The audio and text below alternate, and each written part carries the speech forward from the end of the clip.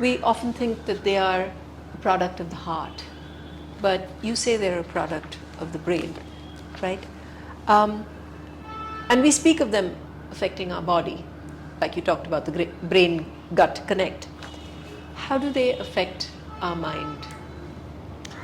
You know, if you've taken a train to Chennai, what used to be called Madras, about an hour before you reach in a place called Basin Bridge, usually early in the morning, the smell will tell you that you're approaching the city. And it's a unique odor, one that is strangely metallic, slightly sweet. It combines some pleasant and some unpleasant smells, and yet it gives you happiness because you are soon going to be home.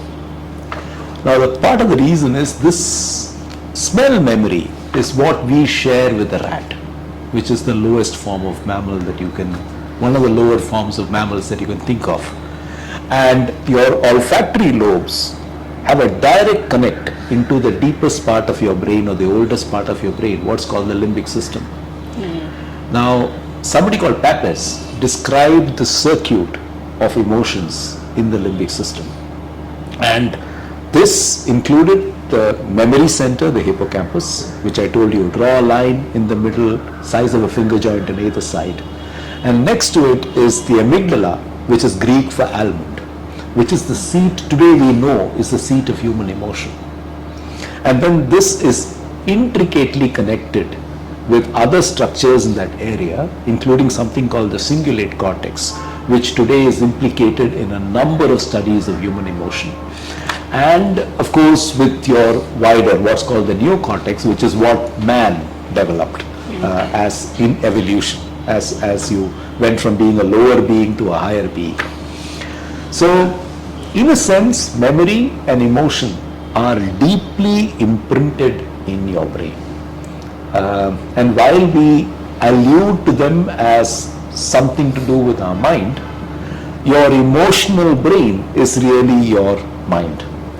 Now, what does the rat do when he smells something interesting?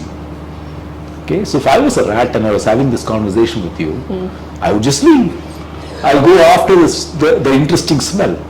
Right? I wouldn't think that, oh my God, I'm talking to Sonalini Matthew, I can't leave like that. Right? So why does the human being, despite smelling something mouth-watering, stay in the conversation and wait to complete? Maybe impatiently, but wait to complete. The reason is that you have something called the frontal lobe, which is your social brain, right? And your emotional brain, the limbic brain, the outflows from it come to the front of your brain, the frontal lobe. And your frontal lobe is your Jiminy Cricket. Your frontal lobe is your decision maker. Your frontal lobe is what tells you what is appropriate. So in a sense, your seat of emotion, or where emotions are generated, are in the oldest parts of the brain. The control mechanisms are in the frontal lobe, which are unique to the human species more so than any other species. Okay.